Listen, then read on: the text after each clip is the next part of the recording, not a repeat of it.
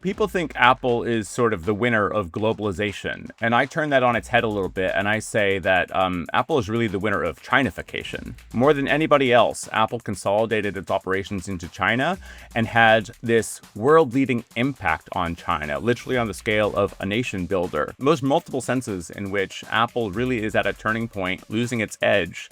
And yeah, I would say, look, Tim Cook did a magnificent job for his particular chapter of Apple's history, but I think a new chapter has started and Apple needs to rethink where it's going. And I don't think the guy who's tied towards the current strategy is the right guy.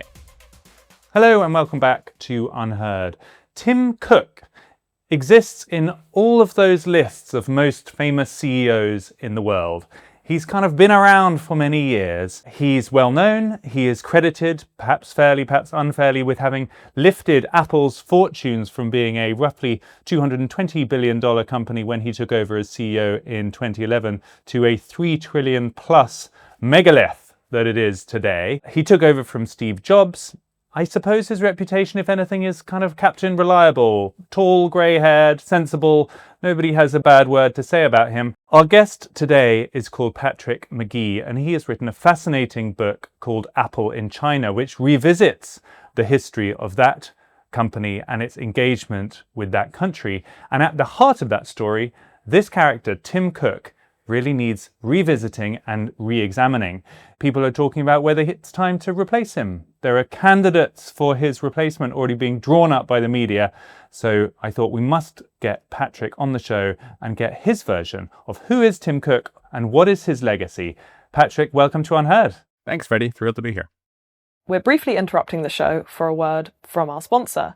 Some struggle to fall asleep, others to stay asleep, and many wake in the night with racing thoughts. I often wake up in the middle of the night tossing and turning for what feels like hours. I found out that saffron is more than just a spice. It's shown in multiple human studies to help you fall asleep faster, stay asleep longer, and wake up refreshed without next day grogginess. It works by boosting natural melatonin without dependency or morning fog, calming the nervous system, helping your mind unwind, improving mood and stress resilience so you wake up feeling better. Most saffron supplements don't work because they contain cheap, unstandardized saffron cut with fillers or low-potency extracts, delivering weak, inconsistent doses. Unlike today's sponsor, Verso, whose Evening Being is a melatonin-free drink mix perfected over 3 years with a clinically studied trademark saffron, standardized and concentrated to only the active ingredients, proven to enhance sleep, mood and relaxation. It's the most researched bioavailable saffron extract available. It's paired with other clinically studied, patented ingredients to help promote relaxation and deep, uninterrupted sleep. After taking Evening Being, I find I fall asleep a lot quicker, have less haunting dreams, and wake up feeling unusually refreshed and ready to face the day. Click the link in the description or head over to ver.so and use coupon code UnHerd at checkout to save 15% on your first order. So just give us the kind of framing, first of all. This guy has been at the helm of Apple since 2011, I think. Widely considered to have been a huge success. Yeah, I think he's something like a demigod of capitalism. I mean, that's how he's seen. I mean, he's not an Elon Musk figure. He's not a founder. He doesn't have the same sort of appeal. Clearly, he's something like competence incarnate. But if you're a journalist, he's never been a great CEO to follow, which I'm not saying that he's a bad manager or something, but he's not erratic in any way, right? I compare him in the book to Immanuel Kant, the philosopher who people could time their watch to because his routine was so scheduled day to day. Look, he joins Apple at the behest of Steve Jobs in 1998. He was a veteran of IBM for 12 or 13 years and then had joined Compaq. Interestingly, was Foxconn's largest client at the time, which then plays a big role in Apple initiating a major partnership with Foxconn. So he's Foxconn is one of the outsourcing companies based out of Taiwan that we'll probably end up talking about. Absolutely. We'll talk about Foxconn a lot, but Foxconn, I think, more than anyone else is associated with iPhone production. The criticism about Tim Cook is that he's not a product visionary. And I've always found this to be a really lame criticism because who appointed him? Steve Jobs, right? Like the embodiment of product vision. And so, my view of Tim Cook is that by 2022, he had accomplished the mission he had set out to do, which was scale the products that Steve Jobs had already created.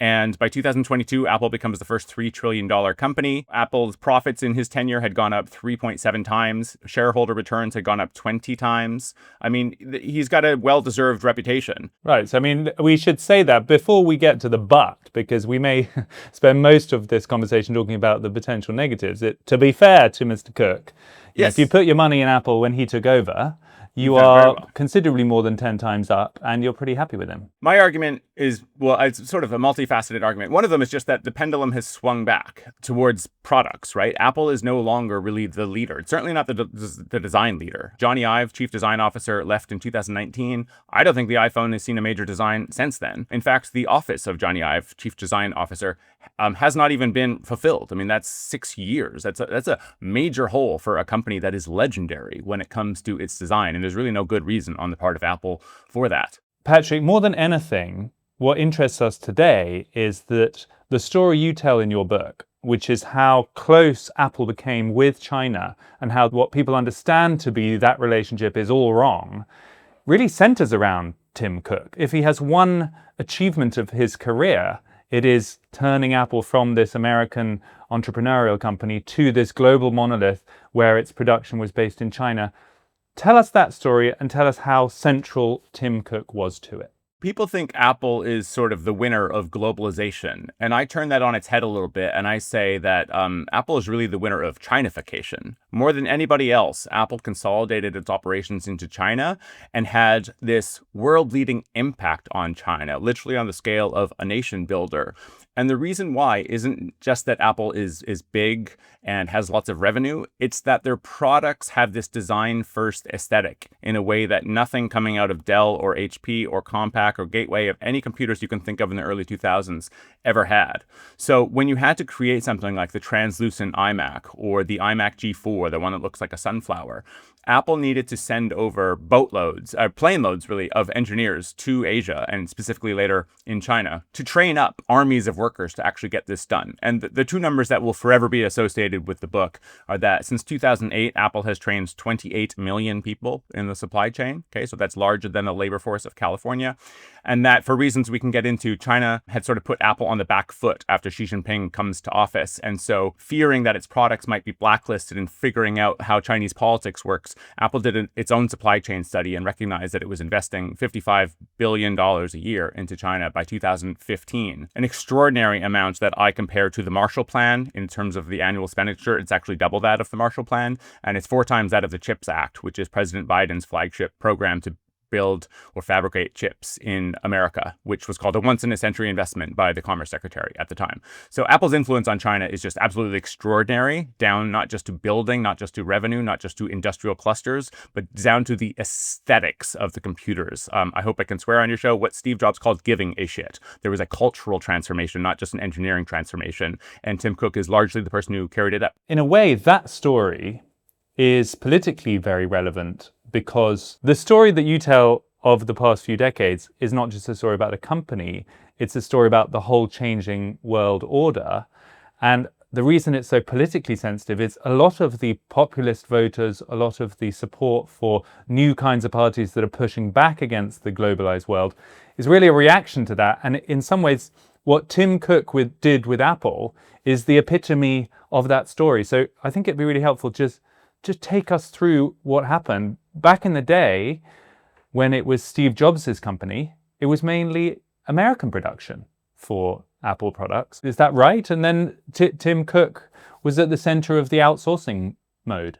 Yeah, absolutely. So look, Apple is going to turn 50 next April. It's been around a lot longer than a Facebook, than a Google, than other Silicon Valley giants. Basically from its founding in a garage by 2 guys named Steve in 1976 to around 2003, Apple largely built their own computers, all the way down to the circuit board. In fact, the first Apple computer that people forget about, called the Apple I, was itself just a fully assembled circuit board. You had to bring your own keyboard and monitor. So that's really the essence, right? The ethos of the company. And if you remember, from books or even Hollywood versions of Steve Jobs of how controlling and maniacally obsessive he is obsessive about how to do the hardware. And even after he is ousted in 1985, he goes to Next, right? He founds another computer company. And he says his favorite thing about that computer is that it's not built in Osaka, because Japan was the major creator of computers at that point.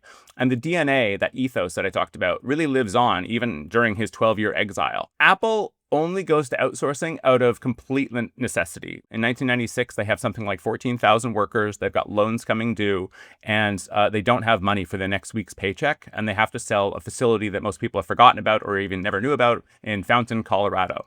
It nets them some $200 million, gives them some breathing space. They're able to delay some loans. They purchase Next, the Steve Jobs company, and he comes back. And they've adopted this global outsourcing model that they sort of need to run with out of necessity because they have no money. But they don't just go to China. People think that's what happens immediately.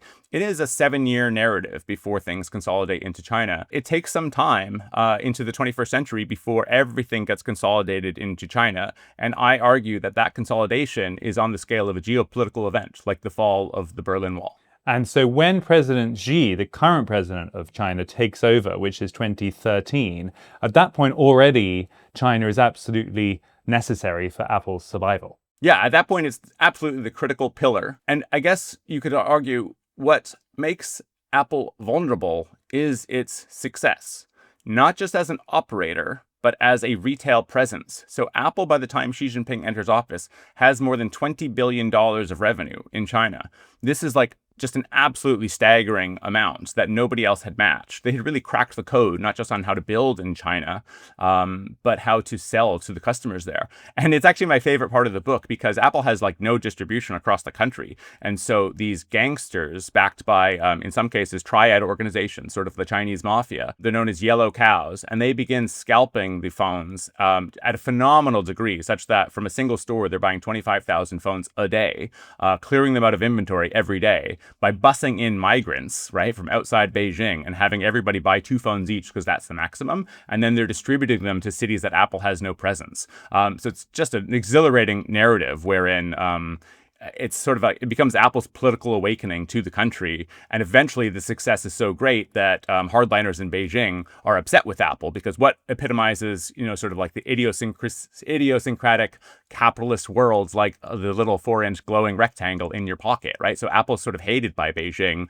And then I've got this narrative of how Apple sort of comes to terms with ingratiating themselves with Beijing and local cadres really across the country. The way principally Tim Cook and Apple sell their presence in China as a good thing for China is by emphasizing the huge amount of investment they're making into that country, the huge amount of training they're doing of Chinese citizens who otherwise had very little technical skills. Just give us a sense of the scale of that and what the political impacts of it have been. Yeah, so I call the marriage of Apple and China a marriage of skill and scale. Apple knew how to do a lot of this stuff, but it didn't have the scale to execute it. What China offered was not tech competence. That's what Apple brought to China. Sort of a crazy statement until you realize the extent to which Apple was booking up like every first class seat going from San Francisco to Shanghai on like a daily basis for multiple years to train, hundreds of facilities across the country. Not just the final assemblers like Foxconn, but all sorts of suppliers doing glass, doing the chassis, doing metal stamping, doing plastic injection molding. They really train all kinds of workers across China. I mean, it's really a phenomenal effort that they take. But we're talking about this like early era of globalization when politics didn't really matter, right? I mean, in the same sense that even more recently, Germany would sign a deal for Russian gas. You're just not really considering the geopolitical implications of that dependence. That's how Apple was feeling about China in the early 2000s. I don't indict Apple for this. I mean, this was like a bipartisan view, if not a full-on American consensus in the late 90s and early 2000s, that America was successful sort of turning authoritarian governments of Japan, Taiwan, West Germany, South Korea into thriving democracies that, globalized the world and had sort of a happy impact for millions of people. And they tried to do the same thing for China. In a way, it was a happy impact for China. I mean, the story you tell is so much the opposite of the cliche. Because still, I think if you ask someone on the street, what is the negative impact of Apple manufacturing things in China? They would say, oh, there were sweatshops involved, people weren't paid enough. There was a famous story about suiciding workers from Apple factories and the rest of it. The sense is still that the strong Western company is in some way taking advantage of the colonized nation, was actually, in retrospect, what you're saying is Tim Cook and Apple presided over a gradual but incredibly thorough exporting of America's strength and expertise and building up of China into the power it is today. So the advantage was all China's. Yeah, it's a pretty wild narrative. I mean, I wouldn't say the advantage is entirely China's. Obviously, Apple is worth $3 trillion and, nets about $100 billion of profit per year. But if you talk about that skill-scale relationship, where are we 25 years into that relationship? Well, if you look at the latest phones from Huawei, Oppo, Xiaomi, etc., which have 55% global market share, clearly they don't just have the scale anymore. They also have the skill. They're not dependent on Apple to make those phones in any sense, right? The student has become the master. But on the other side of the ledger, Apple has diminishing skills, let's say, right? A lot of the knowledge is tacit knowledge. It's experiential know-how in the minds of its top vice presidents. But a lot of the vice presidents that came out of the real manufacturing era in the late 90s and continuing into the 2000s, they've been retiring, right? I mean, they're just getting old and they're leaving. And the next cohort of graduates don't have the same kind of experience because Apple sort of led a charge into full consolidation into China. And so there's not a lot of places within America, let's say, or even in the Western world to get that sort of experience. So I worry about this future skill set in America, not just in Apple. And of course, they never had the scale. It's a marriage of skill and scale, but the net effect is that China has both skill and scale. We certainly don't have the scale. What exactly would have happened on the ground? I mean, you talk about 28 million Chinese workers having been trained by Apple. There's a figure in there of 275 billion US dollars inwardly invested by Apple into China. I mean, as you say, these are numbers that any government would dream for. I mean, these are astronomical numbers. Yeah. Are you saying that the individuals in Apple factories in China, once they knew how to make this clever stuff, left Apple and went and started rival companies? Did they work for other setups within China? At the human level, at that micro level, what was actually happening? It's a little bit more complicated. The suppliers don't have to leave Apple. They can just take on multiple clients, right? What makes a company like Foxconn such a good manufacturer is that they're able to allocate resources among multiple companies, right? So Foxconn, I mean, any electronics in your house was almost likely to be at some point, if not today, assembled by Foxconn, right? They do stuff for everyone. Apple's unique just in that they're the largest clients, and that because they have this design-first aesthetic, Foxconn was just a really early company that understood working with Apple is really good for us because they teach us so much, and then we can get more other deals, right? If you could please Apple, you could definitely please Compaq, is a sort of simple way to put it. So all these phones that look remarkably similar, yeah, many of them made in China or predominantly made in China, are taking skills that Apple in large part were responsible for teaching them, and they now just do it fine with other companies and domestically. Yeah, so one of the ironies is that Apple worried around 2010 that when they were really reinventing the phone every year, I mean, if you remember the differences between the first iPhone, the iPhone 3G, the iPhone 4, I mean, there were major changes at a rate that we just don't see anymore. And look, maybe that's because Johnny Ive has left and they don't have the same design prowess. Maybe it's just because we've sort of defined what the phone is and it's just not going to change all that much. But basically what happened is when they were making those changes, they would obviate the need for a certain part, which would obviate the need for the entire supplier. And that supplier would risk going bankrupt because if you got on the ground floor of the iPhone, building 5 million units in 2007, and then going all the way up to 230 million units in 2015, you can imagine you would become utterly dependent on Apple in terms of the capital machinery, the labor pools that you're relying on and everything. So Apple had multiple instances where they would make these design changes and then have supply chain backlash and government problems in China because someone could go bankrupt by them risking that change. So they developed an internal rule, and they would say to their suppliers, do not become more than 50% dependent on Apple. However fast you are growing with us, grow that fast with somebody else. Now, just imagine what the consequence of that is. If I'm a supplier, let's say, of glass, tempering, shaping, cutting the glass, making the electrical circuits inside, if that's a skill set Apple has taught me, what else would I do with it? Well, I supply Oppo, Xiaomi, Huawei, etc., right? And so Apple basically gave birth to their own competition.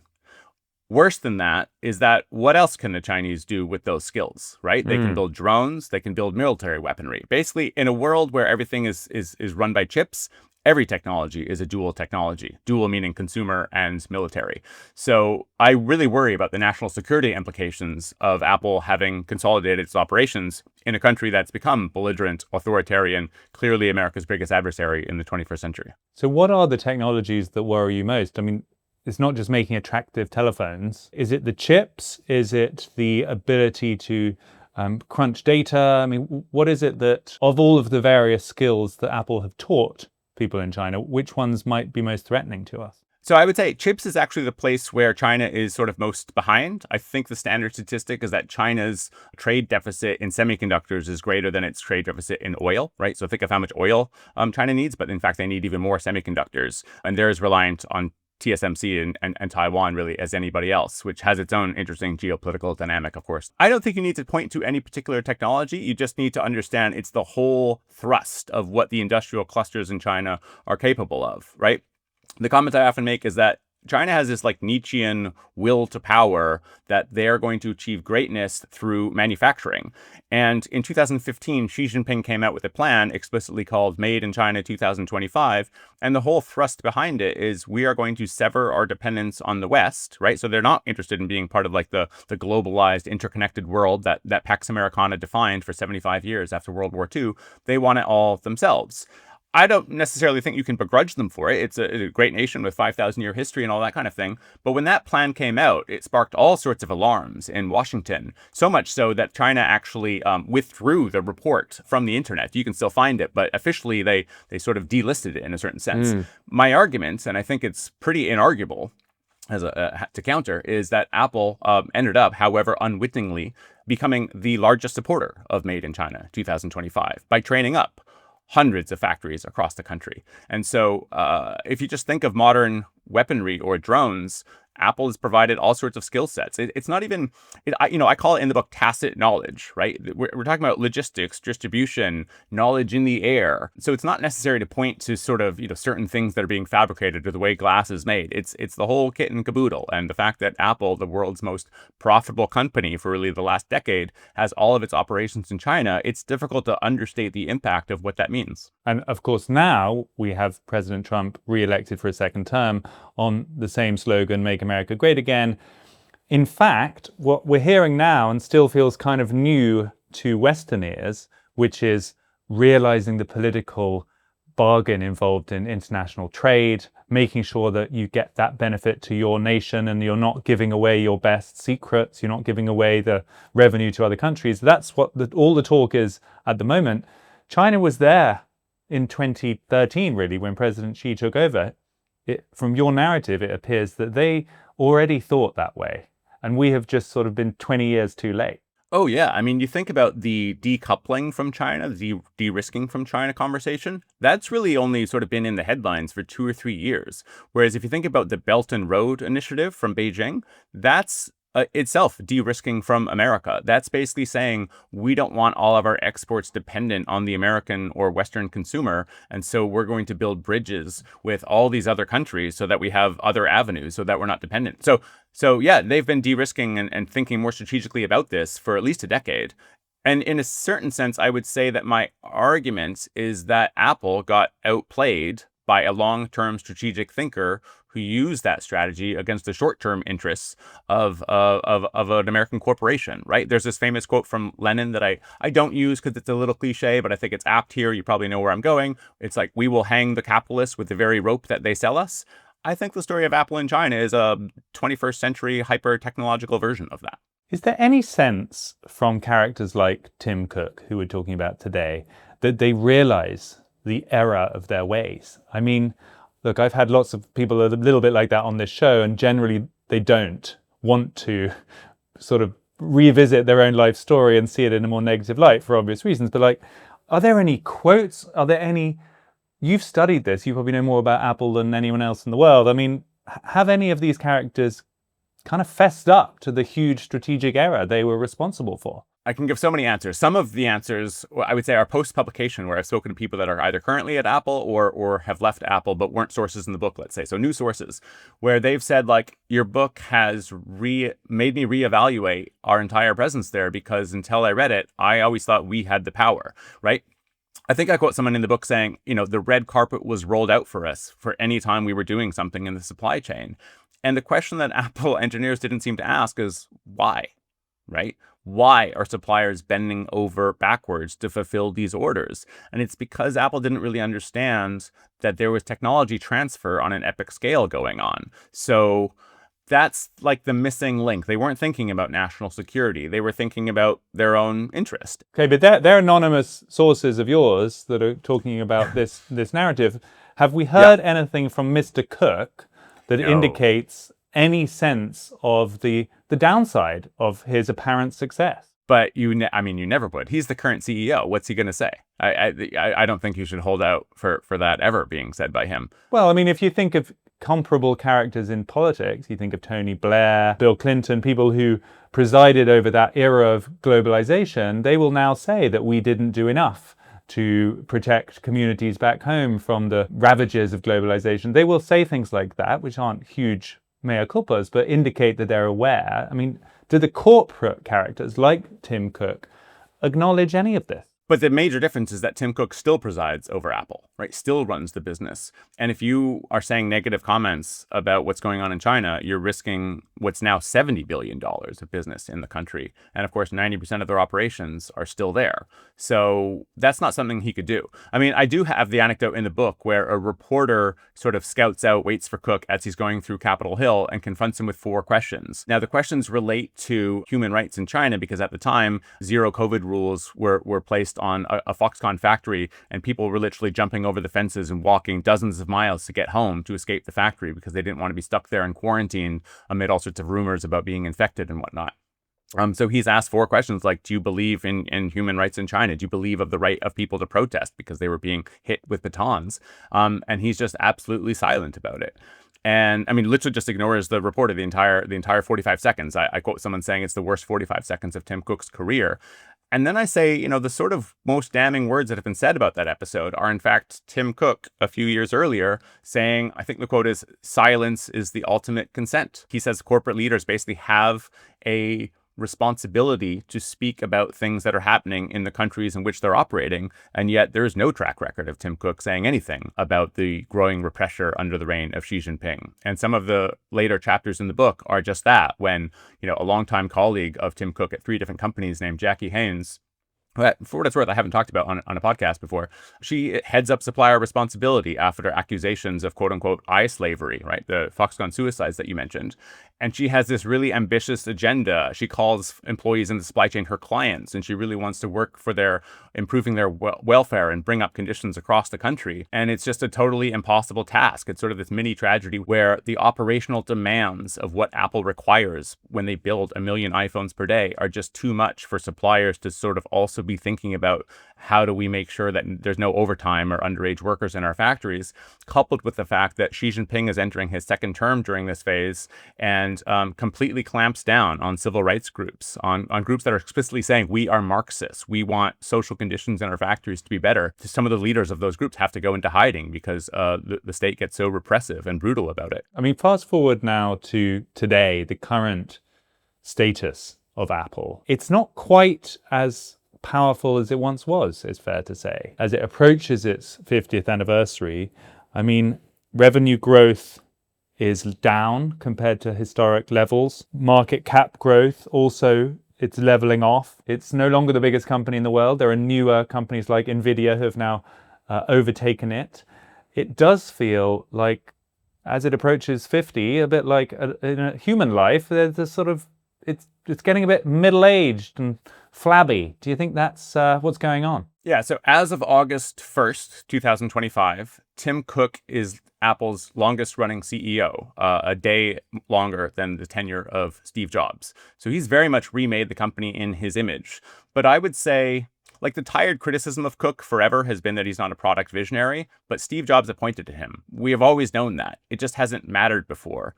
It does matter now because the pendulum has shifted. We're back to an era of product redefinition, and the companies that are leading this charge are startups that didn't even exist 5 to 6 years ago. So OpenAI, Anthropic, and Perplexity are some. But you've also got big giants. You mentioned Nvidia, which is actually worth $1 trillion more than Apple as we speak. Microsoft is clearly in the game. I mean, Microsoft, this is a company that was mocked for years in the I'm a Mac, I'm a PC commercials, right? Implicitly.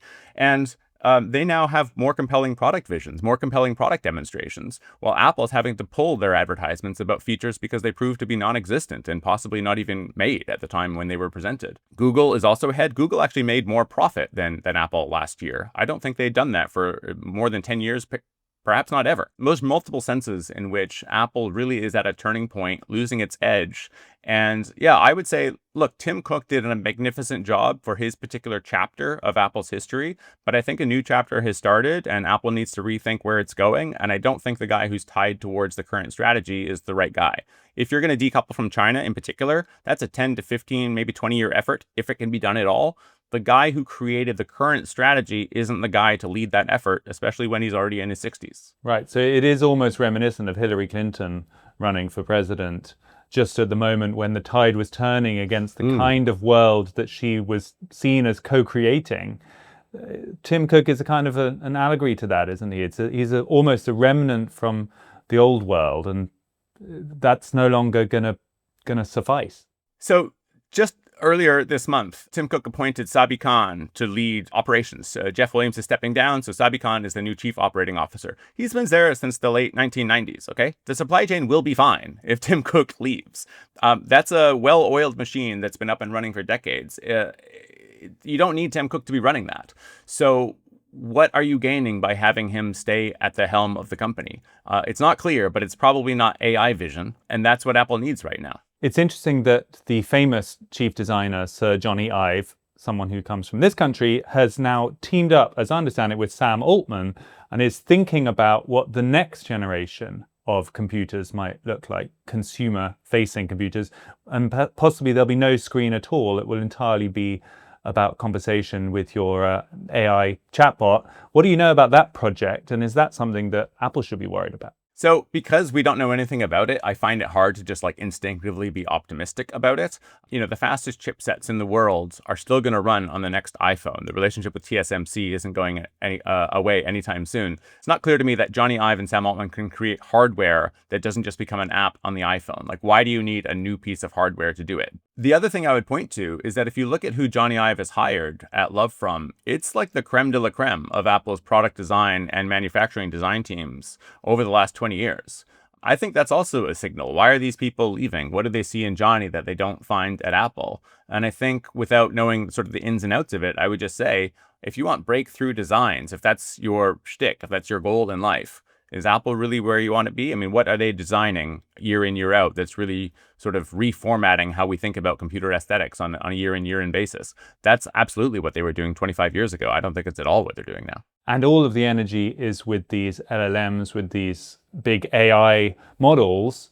And it doesn't seem like that's an area where Apple is particularly strong. There was this big shock recently when a much smaller Chinese company was able to replicate a very high-performing chatbot, just when everyone thought this was yet another Silicon Valley invention that could never be replicated in China. It was replicated it was called DeepSeek, right? Much less money. How vulnerable are Apple and other companies to this new kind of technology where it doesn't feel that obvious that America has exclusivity? Apple has inherent advantages in the era of AI that they aren't quite exploiting, that they're trying to exploit and they're not there yet. The main advantage there is that they want you, the user, to be able to ask Siri questions and get personalized answers where it mines information from your text messages, from your mail app, from all sorts of things that are on your phone, right? ChatGPT and others are never going to be allowed access to that. But Apple owns the operating system, right? It owns all the software, it owns all the hardware. And so it has like proprietary access to those things. So if Apple sort of gets its stuff together, it can really do things that the others are not capable of. Now, the fact that they're failing in that regard has a discussion shift towards the idea that maybe they're going to have to buy someone like Perplexity to offer a sort of cloud model for these agents and these AI models. And if that takes place, that's actually pretty devastating, because if they can do this stuff that I'm talking about with Siri on device, meaning that it doesn't go to the cloud, it works with the chipset within your phone, and therefore it's privacy centric and sort of aligns with Apple's values. That's ridiculously meaningful, because as advances in the cloud take place, right, and just think of the pace of AI developments we've seen in the last 3 to 5 years, if those are replicated within the phone itself, where Apple has proprietary access, let's say, then you would get yourself into a product cycle where people that are really interested in Apple devices might have to upgrade the phone for the higher GPU standards and stuff coming out every 2 to 3 years. And Apple's a hardware company. 50% of their revenue is based on the iPhone. So if they can convince people not to upgrade their phone every 4 to 5 years, but every 18 months to 24 months, that's really meaningful for Apple's revenue. And they would sort of come out of the stagnation that they're in. This is where it's problematic that we don't see much vision coming out of Apple. We're seeing actually defections to places like Meta because Mark Zuckerberg is on the warpath hiring Apple's top talent. So that's interesting, because I haven't actually heard that idea that instead of the future being these huge server centers that are powering these massive AI models, you think it could actually be down to the individual phone, and that the future of the phone might be so powerful that it could actually compute the equivalent of ChatGPT at an individual level. Yeah, just to be clear, I'm not speculating here. This is Apple's explicit goal. On-device training for AI is something that Apple's actively hiring for. And in the presentation of summer 2024, when they announced features that 15 months later still don't exist, it was all about this. I mean, they literally had a commercial with Bella Ramsey asking Siri questions about someone that was around the way, saying, remind me who that person was that I met 6 months ago. And up pops the answer because it just mined into the phone, right? You're not going to go into the cloud for that sort of answer. So that's what Apple's promised, but they failed on it. So they've really collapsed on that idea so much that they're facing consumer lawsuits over misleading consumers with advertisements. I just want to conclude by kind of zooming out once again. The story of the past 50 years that you've told, where there was this almost naivety, this enthusiasm that we could do this deal with China where they would manufacture everything and everyone would just be happy and there wouldn't be any kind of political downside. And now everyone has woken up to the naivety of that. It's too late, isn't it, to do anything about it? China is now, as you detail, so competent, so highly skilled. They are, if anything, ahead on electric vehicles. Remains to be seen on AI, but it's not at all clear that the US still has an advantage. I mean, where do you see that and how does it play out? I do think China is basically won, and I don't know how we're going to come out of it. I don't mind American companies being dependent on supply chains that are outside America. Again, I'm really in favor of the integrationist world. The fact that chips are made in TSMC and some are made in Korea, I think that's all fantastic. That creates a safer world. But it doesn't create a safer world if we have just skilled up an authoritarian regime that does not have our interests at heart. I'm excluding China from that equation. I see, I'm saying I differentiate myself from the MAGA crowd who's like, iPhones need to be built in Pittsburgh. Like, that's a fantasy. It's not going to happen for 25 different reasons. So I'm in favor of, ally shoring, you might call it. More production in India, certainly more production in Mexico. I would love to see something like NAFTA on steroids, because we can't compete against China ourselves, but with our allies and ideals, to quote my master's thesis, I think we can. Again, trade with China is not the problem. It's the over-consolidation into China where the dependence is such that Apple is just stuck, sort of Tim Cook in a straitjacket, unable to make any decent moves. And for what it's worth, I mean, my idea is that Apple should radically accelerate out of China into places like India. Which they are somewhat doing, right? I read that as many as 25% of iPhones will be partially made in India this year or something. What is the statistic? Yeah, so somewhat and partially are the key words in your statement there, because Apple's a little bit misleading about this. So what's moved to India is sort of superficial, and it's been pretty slow going as well, because they've been doing this since 2017. So really what's in India so far is final assembly. So the phones being quote unquote made in India are no less dependent on the China-centric supply chain than any other iPhone you've ever purchased. Now look, you've got to start somewhere, but they're going to have to really build out the depth and breadth of the supply chain in India to rival China. But I guess two things. One, as consequential as Apple engineers can be in the factories, they're not the ones building 8-lane highways to the ports. You need a lot more effort on the Indian government at provincial and federal level if you're going to rival Beijing and the sort of like dynamic capitalist, state-backed capitalist system that you have in China. But the other issue is that Beijing doesn't want this to happen. So, in the months since I've published the book, you've had reports of Foxconn workers being recalled. You've had reports of Chinese people with the experiential know-how who could set up production lines not being allowed to go to India. And I've talked to people in India that work on the Apple that say basically, like, if machines hit customs and it's clear that they're destined for iPhone production lines, like, they are blocked. Or put it this way, Beijing, because Apple taught them, understands the value of what it means to have Apple's operational prowess in your country. They do not want that going anywhere else. Does this make war which is so much talked about, more or less likely? One of my favorite sayings is, where commerce doesn't travel through borders, armies do. And so you could make the case that Apple's investments into China have actually mitigated the chances, let's say, of a Chinese invasion of Taiwan, because they realize the consequences of what that would mean. They would lose the American consumer and so forth. You could argue it the other way, right? That they've also upended, or that Apple's also sort of given the skills that would make annexing Taiwan more technologically feasible. I'm just saying you can say it both ways. I'm not trying to sort of convince someone of some particular worldview or thought about capitalism. I'm just trying to demonstrate the degree to which Apple is sort of trapped in China. But it's a no villains narrative where how they get there is the basis of multiple moves, each one of which in its own way was rational and lucrative. And it's only 2020 hindsight that you can grasp the full picture, which I try to present in the book, to paint what a problematic picture this is. A no villains narrative, maybe, but plenty of fools in the narrative. And I wonder, when Tim Cook steps down, as most likely he probably will in the next 12 months or so, there'll be a 15-year anniversary or something, and the talk is accelerating, it does feel like. There will be dozens of profiles and biographies, and probably most of them just saying what a great guy he was and everything he achieved. Should we consider him to have been one of those fools in retrospect, that actually, you know, the story he is so central to is really part of the problem that the world currently faces, which is that he just hollowed out American expertise and handed it on a silver platter to their biggest strategic rivals? I think the answer is actually unknown right now. The final chapter of my book is called Unwritten Legacy. And it's basically saying that in 10, 15, 20 years, we'll see of what's played out with the U.S.-China relationship. And at that point, you could probably determine what Tim Cook's legacy is. I compare him to Jack Welch, who was named the manager of the century for his, I think, 20 years leading General Electric. But the most recent book about Jack Welch is called The Man Who Broke Capitalism, right? So a lot happened in 20 years that caused us to reevaluate the Welch era. And so I talk about reevaluating the Cook era. I would want him to reflect on his legacy and realize that perhaps the best thing he could do is something like lead Doge, right? Elon Musk wasn't the right guy for Doge. He's way too erratic. He's got too many things going on. If Tim Cook took what he was able to do for Apple for the last 25 years and do it at a sort of government level and just raise the competencies of bureaucrats all around him, I mean, he's a statesman. He would be able to do that in, I think, ways that would redefine his legacy and cause people like me to say, what an amazing figure.